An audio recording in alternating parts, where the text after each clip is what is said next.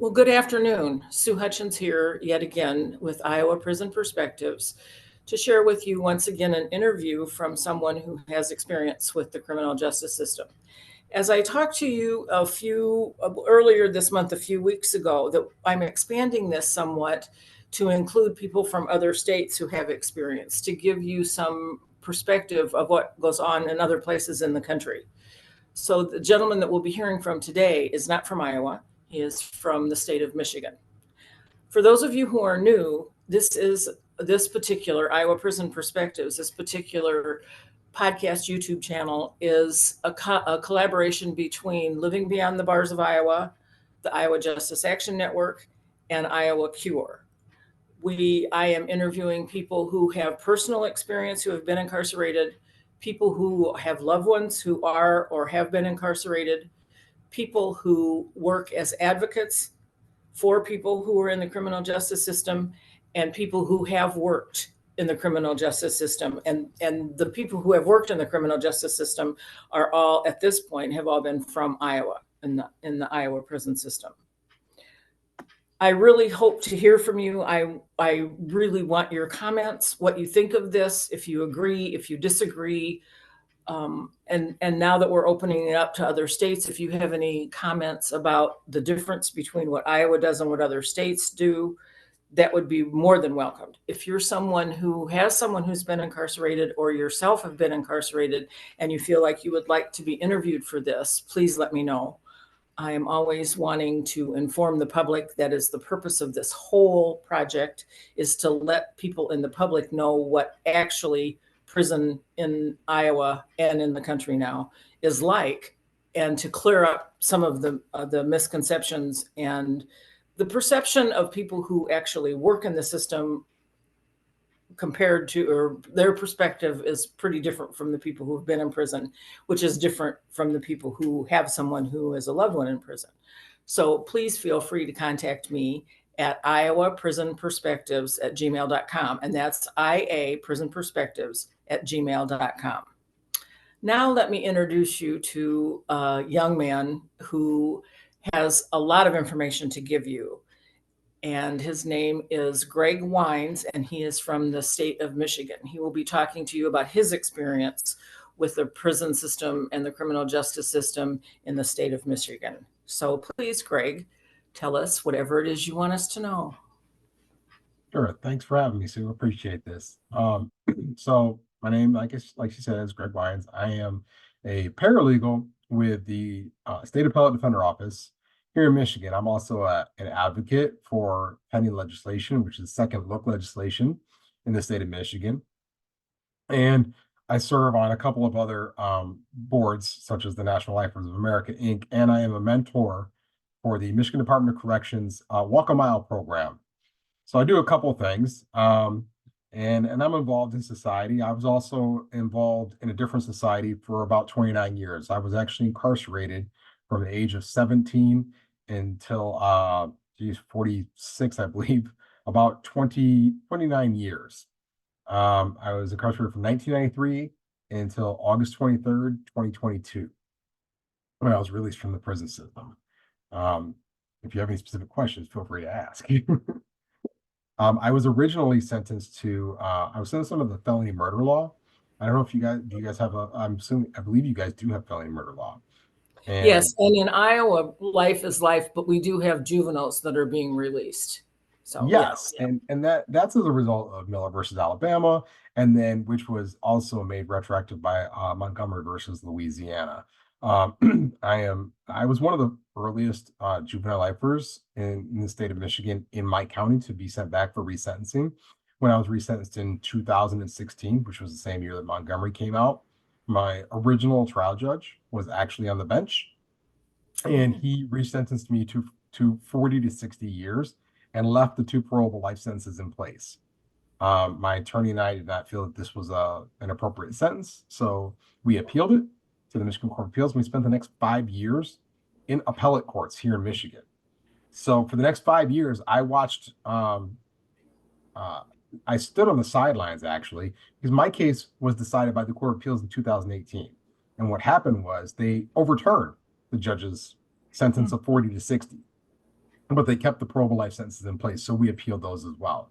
And the prosecutor appealed their decision of the 40 to 60. So I sat on the sidelines for the next 5 years and watched individuals essentially have their case decided based on people versus wines. So that was a little frustrating. Yeah. And eventually, Yes. yeah. So eventually, I was sent back. I was sentenced by a new judge. Everything was taking a fresh look, and my Mhm. new judge, he believed that he believed that I had changed and I had reformed, and he gave me essentially a sentence that made me immediately parole eligible. Ah, So yeah, so I went back to the Michigan Department of Corrections and I saw the parole board I made my way through. Um, that's awesome. That's awesome. The in here in Iowa, and I'm sure you know this, we've talked a little bit about this and you've studied other states. In Iowa, when the law was first decided that people could get juveniles could be paroled, our governor, who was Governor Branstad at the time, did not want to release anybody, and he was doing the same sorts of things, making it pretty impossible until the Supreme Court said, you really need to change that. I mean, that is not okay. These guys, we've decided that they need a chance. And here in Iowa, we have upwards of 26 people who have been, both men and women, juveniles who have been, and none of them have reoffended. I don't know what the numbers are in your state, and I don't know what the numbers are nationally, but I know in Iowa it's been very, very successful.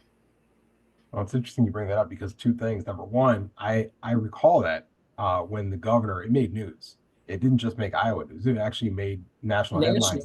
And yeah, and it Mm-hmm. came to Michigan. And I remember reading about this and essentially how Iowa skirted the process. And Mm-hmm. it was really upsetting. And I kind of looked at that as, dang, if they're doing that, what could Michigan possibly do? So I was Mm-hmm. very concerned about what was going to happen with the Michigan population when Iowa decided to do this. So we had our own issues here in the state of Michigan. Mm-hmm. Fortunately, we have a well-positioned Supreme Court, which actually made decisions that were favorable. Anyone, I was actually sentenced in 1994. So when I was sentenced, there were disciplinary credits that were in place. So essentially, the courts determined that those of us that were sentenced prior to the state taking those credits were entitled to those. So that Mm-hmm. actually pushed me about 5 years past my earliest release date when I saw the parole board. But keep in mind, Sue, there are many men and women who committed their crimes after December, I believe, I can't think it was the 19th or something like that, 1999, when truth in sentencing wasn't acted in the state of Michigan. Yes, truth in sentencing. That means that if you get a 40-year sentence, you are serving every single 40 day of years. that 40-year Mm-hmm. sentence. Yes, and it's terrible. 40 years. Imagine 16 years old and being sentenced to 40 years. That's a death 40 sentence. years. It is. You're It yeah, is. you're being sentenced to die in prison, It's especially as a death by kid. incarceration. Exactly. Exactly. So yeah, so we had our own hurdles or what have you. And we have a lot of hurdles that we still have to overcome. We Yes. are still trying to reduce that, also to essentially get rid of this scheme of life without parole sentences, Mm-hmm. for individuals in the state. Yeah, so I'm not sure so let's see. Let me backtrack a little bit. Okay. Okay. And Okay. so if you'd like, I'll actually share a little bit about my journey. Is that Yes. okay? Please. So Yes. Your experience. Yes. sure. So when I got out, I some people compare it and they say now, and I kind of embrace this, they say I hit the ground running. So like, and that's what I did. I got out and make no mistake about it, it was not all peaches and cream. Okay. So I was married when I got out. I got married while I was in prison. And I believed in that relationship. I believed that I would be able to sustain that relationship. Like I read a lot of books on relationships. I took psychology, sociology. Mm-hmm. I have almost all of my associate's degree when I was released. So I was much further ahead of the game. I had done quite a bit of research on this and believed I had a great handle on it. Wrong. Mm-hmm. So you can have all the handle you think you have on it and read all the books that you want, but experience, Is let me repeat totally that, different. Mhm. experience exactly is key. Okay. So, having that experience, living that experience is totally different. So, essentially when I came out, um, things were ended up being a lot different. And granted, I will admit and acknowledge that I did not help the situation. Being incarcerated all that time, I had my own issues. I had my own downfalls, and I contributed to the downfall of our relationship. I was very immature. Okay. I went in at 17 years old and came out a 46-year-old man. Okay. They did not give me a book saying, here's how you live your life. Since we have had you incarcerated for the last 29 years, this is how you are supposed to navigate successfully in a relationship. Sure. Well, and it's impossible to mature socially when you're incarcerated with only one sex. And I'm not saying that we should incarcerate men and women together. I'm Mhm. just saying that it is impossible to mature socially in prison, period. And when you are not exposed to regular social circumstances. So your experience was perfectly normal given the environment that you were in. And it works beautifully as long as you're incarcerated, sort of, but it doesn't work out here. It's like you figure out how to do it in there, but that's not out here. And you can't Absolutely. be really prepared. I try to tell people that who are coming out of prison, don't be surprised if this happens, or and people are just like, I'm going to be fine. I've got this. I've got Mhm. this. And I just say, I sure hope you're true. I just want you to know that if some of that does not work the way that you have planned it and see it, don't feel like you have failed. Just find support to navigate through it. So And I've yet to meet anybody who it worked out the way that they're in life, period. In here or out there, we make these great plans. Well, they don't turn out that way. But you can tell the men and women that you're expressing this to inside that if they have any questions or concerns about the success that they believe they're going to have because they've read so many books, they've studied so many things, and they've watched so many different things, and they sit down and they have these great conversations with their loved ones. Tell them to see Gregory Wines, former prisoner number 238, 711, Michigan Department of Corrections. I'd be more than happy to talk to them. Okay. Okay. Because don't be surprised if you get some calls. I have no issue with that because that's exactly what happened. Is not only that, I was very socially awkward, and I still have social issues. When we are taken from society, and placed in that type of an environment, it's different. You don't necessarily respond or function the way that you normally would in the family dynamics. For Okay. sure. And not just in the family dynamics, but in the social world. So whereas everybody might be, kind of comfortable in a closed environment, close together, pushed up against each other, we're not comfortable with that. That's disrespect inside. We come with a whole set or a host of issues when we're released. And to say that we don't need counseling is ludicrous. It's ludicrous. So anyone who is being released and anyone who has a loved one, and I'm speaking to everyone out there, if you have a loved one who's incarcerated, please, please, please, I'm begging you, please get them counseling for their release, because I'm in counseling. I've been in counseling, and it is necessary to help us to not just readjust, but to help us get back on the path of normalcy, because the life we live in there is abnormal. Exactly. It is abnormal. It's that's what it is. Okay. So and let me say, good for you. Good for you for going to counseling. Good for you for recognizing, gee, I'm in a little over my head. I don't know quite what to do and how to navigate this. I could use some help. Good for you. Good for you. Thank you. And one of the other reasons why I do that is because I have come to recognize and understand that we as formerly incarcerated men in particular, I can't speak about the women, but we are like relationship tornadoes. That's what I compare us to. We are relationship tornadoes because when we come out here after serving a significant amount of time, we essentially roll through relationships, and we are destructive to ourselves. We're destructive to people. We're destructive to the unit. We're destructive to a lot of things. And it's not intentional. It's not. We want the normal, happy home, but we can't necessarily function as normal and average everyday people do because we haven't lived that life. So we have to learn it, like you said earlier. And the fantasy of what that is and the reality of what that is sort of pass in the wind.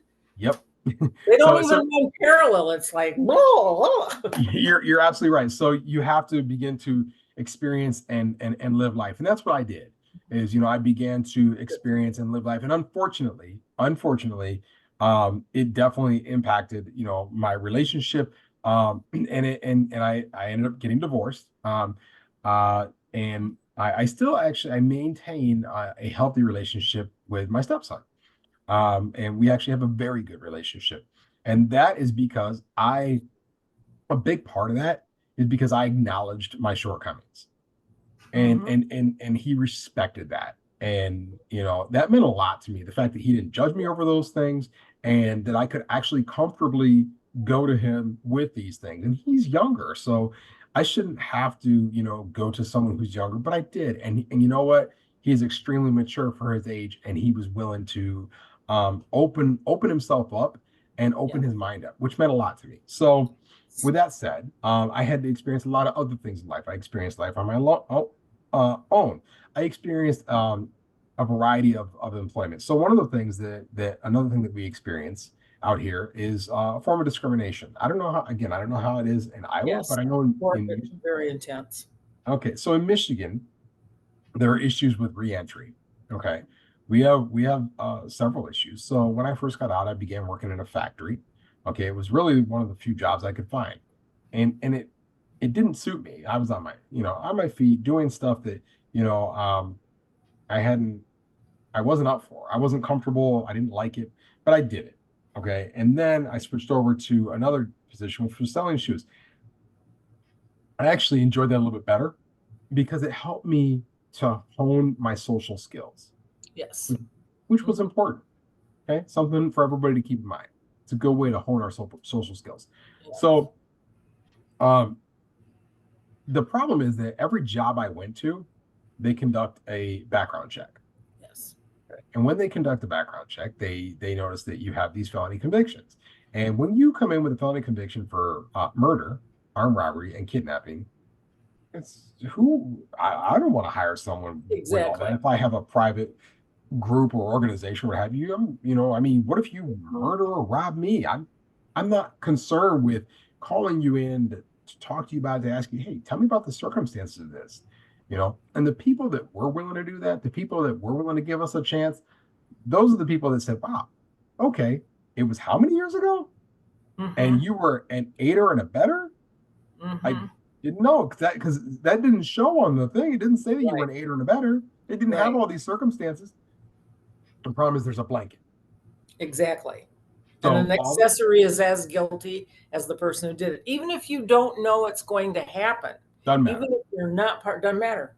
Doesn't Yeah, matter. if I mean, if in the state of Michigan, if you go with someone knowing that there's a high risk or likely result that death or great bodily harm is going to be the result, you're guilty. Okay, In that is Iowa, if you're just there with okay. the person and and there isn't any anticipation of that Hmm. happening, and there's no weapon taken to the side, and there's nothing that is an Hmm. indication, but it happens, like somebody grabs a knife out of the kitchen and Yeah, stabs somebody, and you're there, that's sad. you're an accomplice. Yeah, and and Right. and and that this is one of the things that men and women that are incarcerated, and again, I'm speaking to the loved ones that are waiting on someone to come out. Mhm. Okay, don't understand is that is going to follow you. That conviction For is the going to rest follow of you. your life. and Yep. it, and it, and it followed me, and that's why I am on a new crusade, other than second look legislation. That's clean slate. So because the problem is this is that our clean slate, so-called clean slate, is geared towards individuals who have nonviolent offenses, individuals who have low misdemeanors, individuals who absolutely will benefit from it. But individuals who are not as impacted by their convictions as those of us that have severe crimes, and we Mm. can never escape them. They put me on parole. I'm on parole for 2 years. Okay. I discharged from parole after the 2 years. I'm supposed to be free. I'm not free because I guarantee you, if I go and I apply for a job somewhere else, they're going to do a background check. If I go and I apply for an apartment somewhere else, they're going to do a background check. And it's most of these big companies that do the background check. They own all of these apartments. And guess what Mhm. they do? Deny, deny, Exactly. deny. Exactly. And Exactly. and, and because I will never stop paying for my crimes.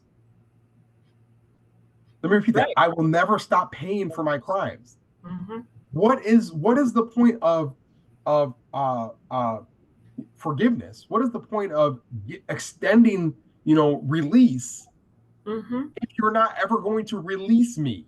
Mm-hmm. That's a problem. I Sorry, I agree. get so animated, but I feel very No, no, passionate no. Yes, I agree with you 100%. about it. So 100%. And I don't think the public realizes that. And that's part of the purpose of having people like with your experience talk about this. Because I don't think that the public realizes that a life sentence is a life sentence, whether you're in or out of prison. yes, And a conviction is a conviction, whether you're in or out of prison. You yes. you cannot get that gone. And I'll go a step further. It will also impact your loved ones. And the Of reason I say it's course. going to impact your loved ones directly is because I have a friend of mine. He he has a family. The power went out. They couldn't stay at their home. They went to go get a B&B, Airbnb. Okay. Yep. The problem is because he is a convicted felon, they denied him. Yeah. And when his wife tried to get it, they denied her and banned both of them.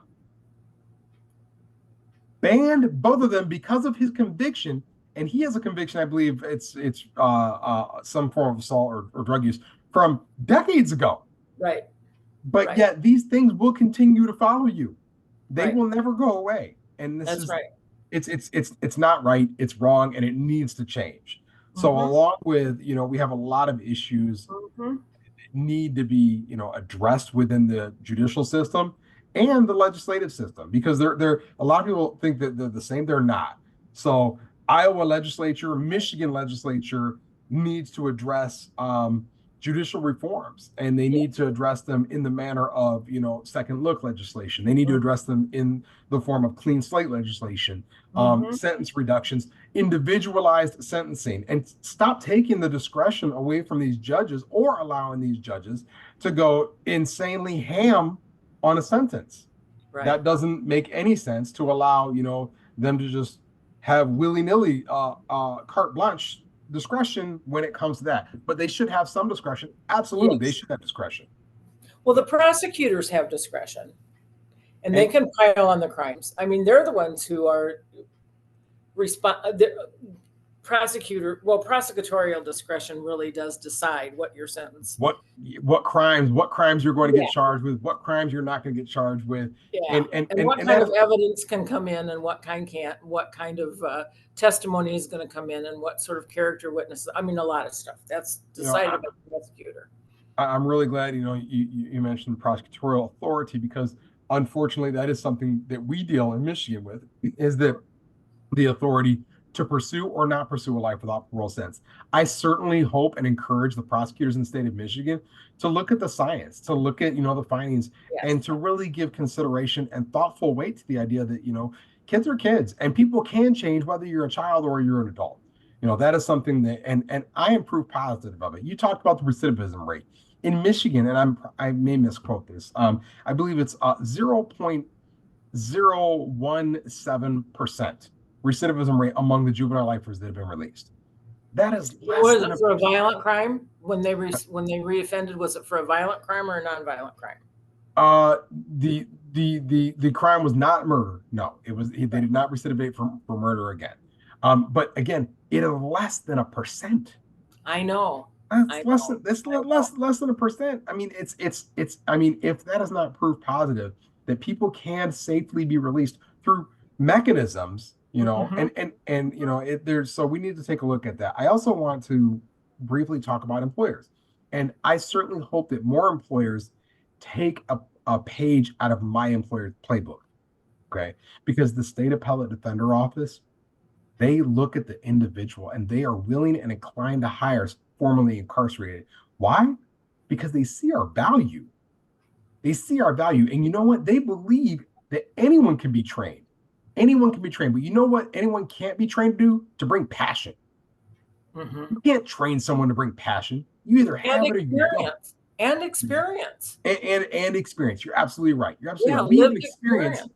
We have the Mm-hmm. lived experience that nobody else in the office has. Don't get me wrong. They have great experiences that they contribute and give to me and the other former offenders incarcerated Mhm. offenders that are working at St. And it's fantastic. I love it. I eat it up. I Mhm. love my coworkers. I love my colleagues. I love Mhm. them all. Okay, and what they do for me, what they give to me, it's fantastic. I certainly hope that I give just as good as I get, and I believe that they see that and they Mhm. see the value in that. So Exactly. what I encourage people to do is to consider the fact that maybe you're getting something more than you're not when you hire someone who's formerly incarcerated. Maybe Yes. you get that person who comes into work instead of at 6 at 5. And instead of leaving at 5, they leave at 4, or instead of leaving at 4, they leave at 5. They put in the extra hours, they put in the extra time because you know what? They understand what it means to get the job done. They understand what dedication and devotion mean. I'm not saying anybody else is lazy because they leave. They're not. That's just their time. They clock it and they leave it, or what have you. We just happen to be exceptionally different, And from grateful. You have and a gratitude that people who have not been incarcerated don't have because of life experience. People are very entitled in our my society, I believe. And people who are coming out of prison have lost that sense of entitlement because it has been taken away from them. They've been reduced to property of yeah. a facility. So there is a gratitude for life, and just for being able to walk to the bathroom whenever you want to brings about a certain gratitude that the rest of us just take for granted. So that So let makes me a tell lot. you, let me tell you about gratitude. Briefly. Gratitude is when your stepson calls you and tells you that there's a full moon, and you say, you know what, I'm going to step out during the next advertisement, and you step outside and you're on the phone with him and you tell him you're looking up at the sky and you're like, I'm outside. I'm looking because nobody told me that I can't come outside. I'm allowed to go outside whenever I want, and I'm outside in the parking lot looking up at the moon. I don't have any prison lights interfering with my vision, and this is Mhm, beautiful. And people mhm, forget how beautiful life can be. We mhm, forget how beautiful life can be because people have lived in it all of their life. When you have lived outside of this life more than you've been alive, you begin mhm, to appreciate these things. mhm. And again, we potentially may be the safest population for people to live next door to. Why? We don't want to go back to prison.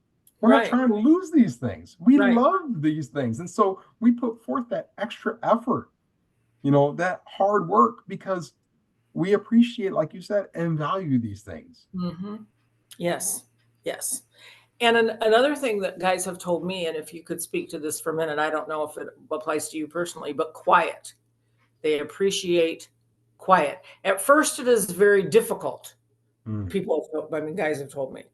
I haven't worked with that many women, but anyway, guys have said that they really at first were it was alarming because it was so abnormal and they it's couldn't foreign. hardly get used to it. Yeah, and they couldn't sleep. I mean, it was almost scary, like anticipating something is going to happen. It just would cause anxiety.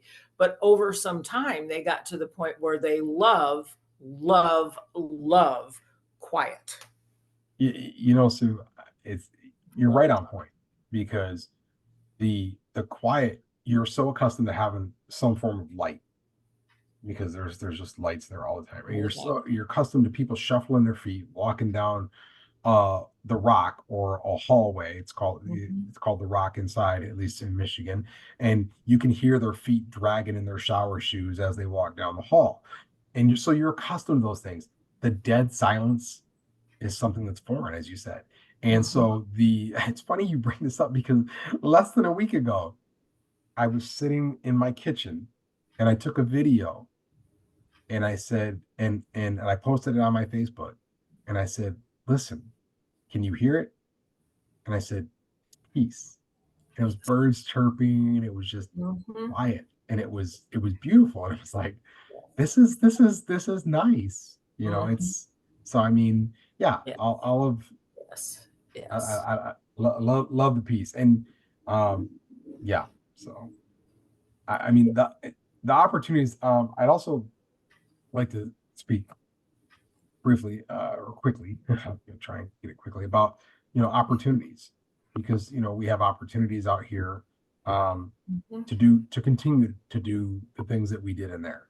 So if I can, I'm gonna probably Yes. do a shameless self plug here, but there I developed a program while I was inside called RARE. Okay, stands for responsibility, accountability, remorse, and empathy. It's a rehabilitation program. I developed it while inside. We graduated hundreds of guys. Okay. Since I've gotten out, I've been working on it on the computer, digitizing it so that I can send it back into these guys. There's still facilitators in there. And the things that, that we can do out here, if we're given the opportunity, if we're given the chance, are so Yes. much greater than the limitations placed on us in there. Our talents really know no bounds. You just need to give us the chance, give us an opportunity. The question is this.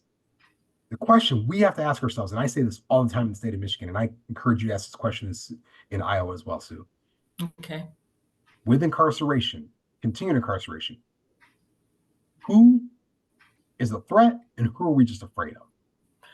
Exactly. It's Brian Stevenson. Incarcerate people that we are scared of, not people that we are mad at. My hero. Yes. Absolutely. Yes. Yes. And I agree. And all the organizations that I am part of agree that there are people who belong in prison, but belong somewhere. Not, I don't know. I mean, but somewhere away from society because society is not safe and they're not safe. I mean, nobody, I mean, there's just not safety. They're a threat. There are some people that if we had sentences where everybody actually had a chance to be take programs, be rehabilitated, and then paroled, we could determine who the people are that we need to keep incarcerated and who the people are that we could let out on an individual basis. That could be done. It can't be done the way the system is set up now. It can't be done the way the system is now. You know who I'm jealous of? Canada. Jealous of Canada because Canada, they care enough to implement programming. They care enough to implement studies. And I will tell you about my reentry process. My reentry process was reentry. Go. Yep. That's exactly what it was. It wasn't intensive therapy. It wasn't intensive courses. It wasn't here's your book. It wasn't any of that. I've been on a journey for self-improvement on my self-improvement by self. Yes. Not and a lot of the programming that was formerly part of the Michigan Department of Corrections has been stripped away for whatever reasons. I don't know if it was COVID. It doesn't matter. It's been stripped away. And that does a disservice to society and a disservice to the men and women who are going to be released because they could utilize those services. So I encourage, once again, Iowa's legislators, Michigan legislators, and every state across the country's legislator to implement re-entry programming to help prepare individuals for social reintegration, mental reintegration, as well as educational reintegration. All three of those are necessary. Yes. Yes. I will say Iowa does a very good job of sending the people who are the juveniles who are going to be released to Rockwell City, which is it's almost like a camp. I mean, it's prison, but it is not like, I mean, they're not locked the same way. And they work outside of the prison. So they work outside and then come back to prison. So they actually have a period of sort of semi-reentry. That's interesting. I mean, Iowa does that very, very well. That is a wonderful program. Now, they don't do that for everybody who's going to be released, but they do it for a number of people who have had lengthy sentences, and certainly for the juvenile lifers. That was one of the things that the state put into process when they finally decided that we have to release these juveniles. And I get it that we in this society, we live on fear. The news is about fear. We live on fear, fear, fear, fear, fear, fear. Afraid this is going to happen. Afraid that, and politicians get elected on what they're going to do to stop people from being afraid, to keep people safe. Well, we just need, there's a lot of rethinking that we need to do about fear and about what we're doing about who we're actually afraid of and who actually is the threat. Yes. And a lot of time, I mean, what I've seen a lot of times, the threat in prison certainly comes from some of the incarcerated people, but I mean, some guys are scary and there are fights and, but a lot of it is just from the system, just the nature of the way the system is set up is very intimidating and a threat. And when you start calling people by a number and stick on their back that they're property of the Bureau of Prisons, that is not going to encourage people to feel safe or believe that you care about them at all. Very true. At all. I used to think when I would see, before I knew what was really going on, I used to see, property of BOP, and I thought it meant the shirts. I thought it meant that I did. Yeah. I thought No. it meant that clothing was the property. And when I found out that it meant the person in the clothing, I was just horrified. Yeah. That is horrifying to me. It's like slavery. Property. Property. For years, for all the time I was incarcerated, I was not Greg, Property. I was not Gregory, I was Wines, 238 711, report to the desk. Wines, that's what I was. And so, I hate people call me Wines, call me by my name. Yes, please. And I'll tell you this, I'm not ashamed of having been a prisoner, because you know what? It's where I come from, and it's where it's what I fight for. These are the men and women that I fight for. These are the men and women that I go into my job, like I said, early and leave late. These are the men and women that I spend my time off working to try and help, outside of work. I do other things for them, trying to help them better themselves, trying to help them better the situation, trying to help them achieve release. Because I understand it, I get it, and it sucks. Nobody wants to be called a number. Nobody wants to be, you unfortunately you kind of get used to it, and it just becomes numb. Well, you get institutionalized, and how could you not?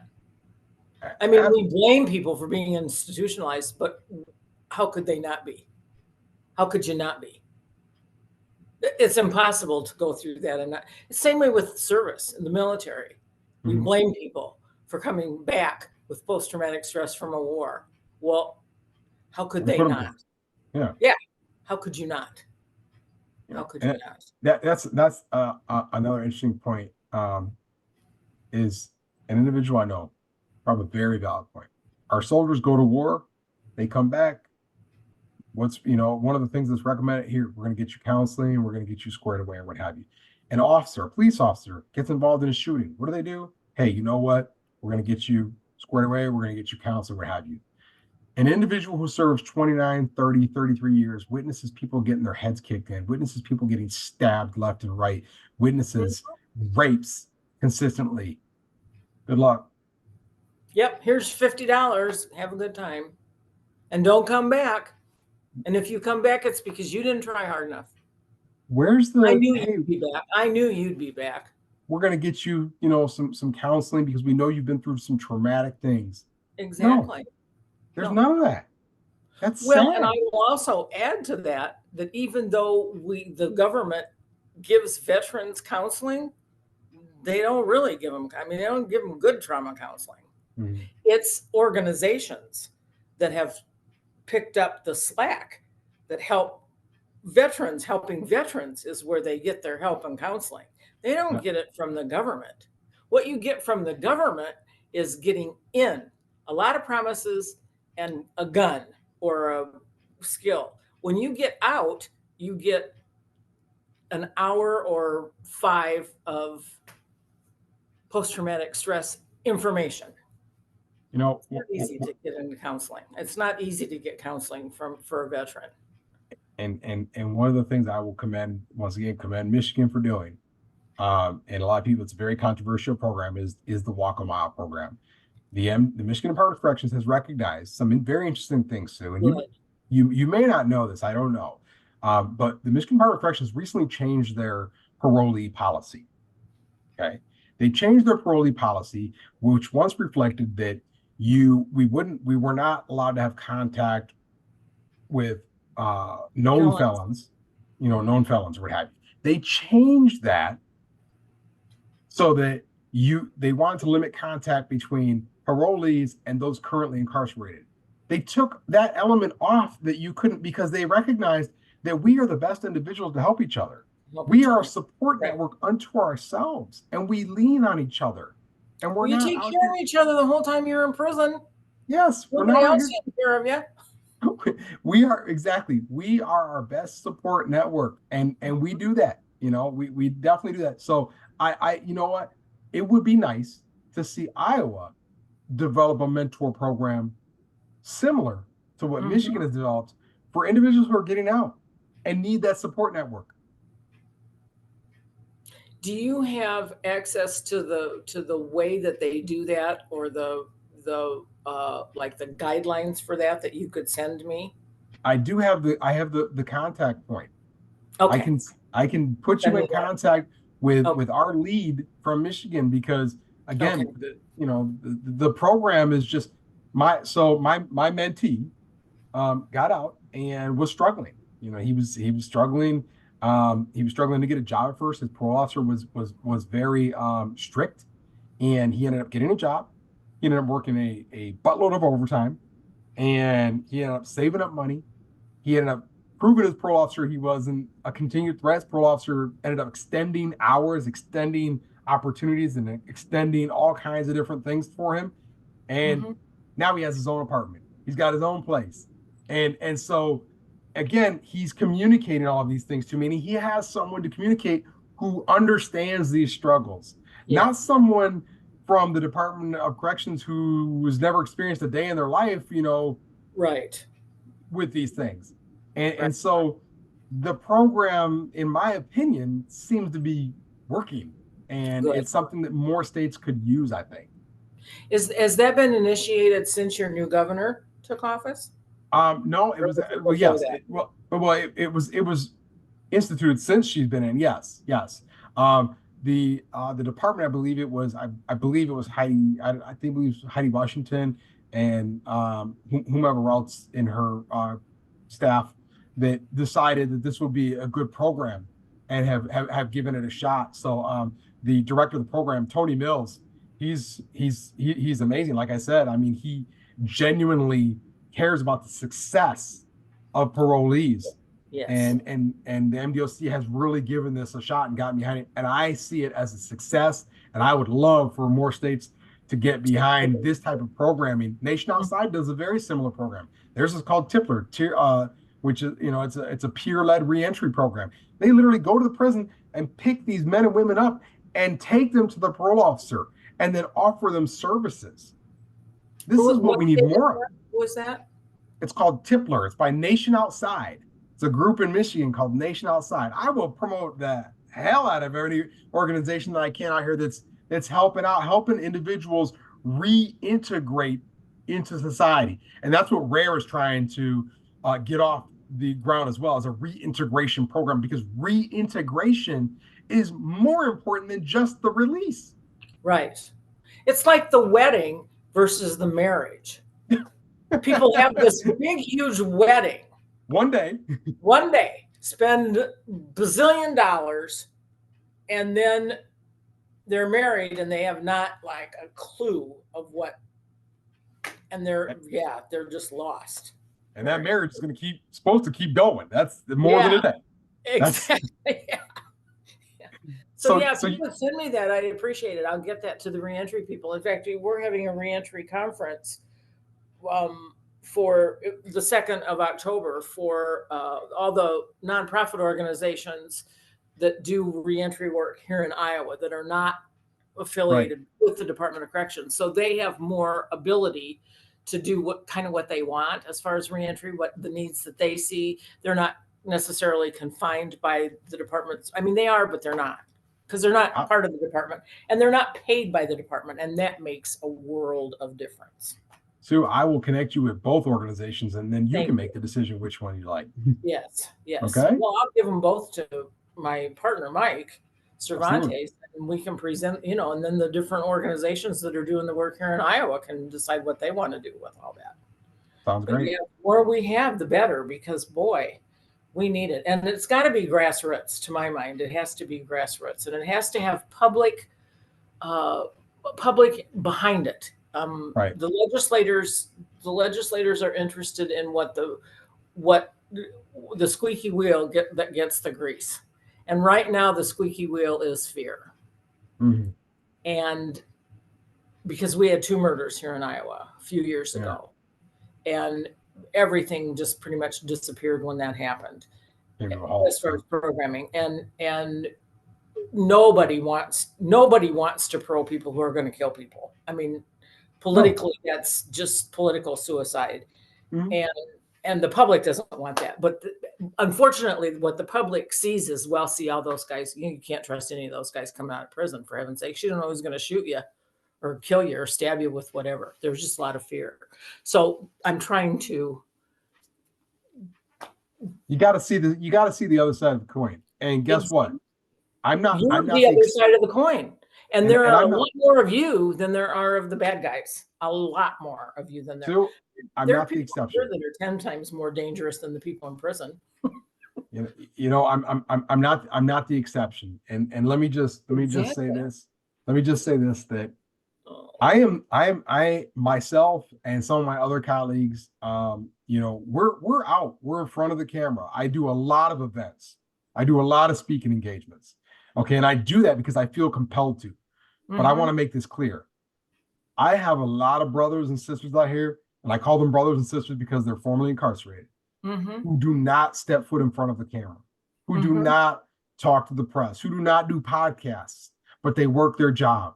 They take care of their families. They're responsible citizens. But you know what?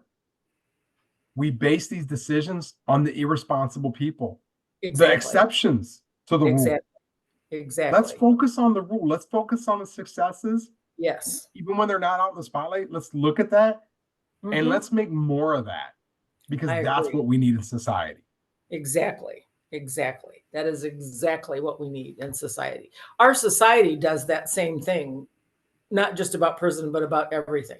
We focus on the bad. Mm-hmm. I mean, that's what sells. That's what gets people's juices going. So, yeah, I agree with you. People who are just living their lives, not making any trouble, doing well, part of a community, contributing, don't get much acknowledgement or attention. But let somebody walk in somewhere with a gun and they will make the headlines. So, even if they don't use it, even if they don't use it. So, yes, I agree with you. So I appreciate you very much. And I think you're awesome. And I think that what you're doing is so important. And it's people like you who are willing to step in front of the camera and be the voice for the folks who don't necessarily want that kind of attention. They just want to live their life. They just want to do right. They just want to be out of that horrible mindset or whatever, the drugs, whatever it is that happened that they got in so much trouble with. They just Mm-hmm. want that to be gone now, over. That's not who I am. That's not how I want to live. And let's see what we can do to assist them more and more and more.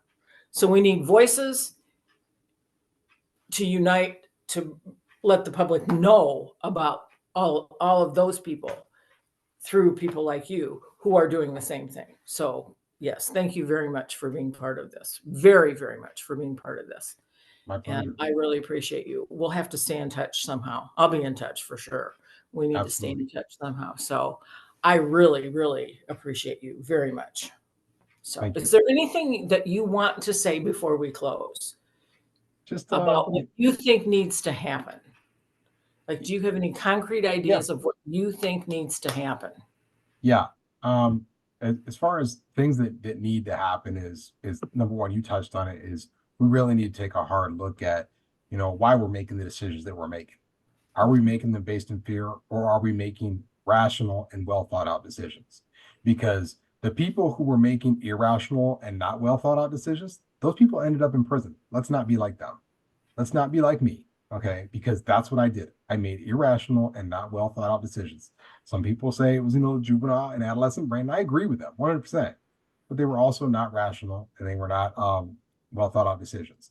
So, first, we need to do that. Second, we need to make sure that when we release people from the system, that they have the care and their needs met.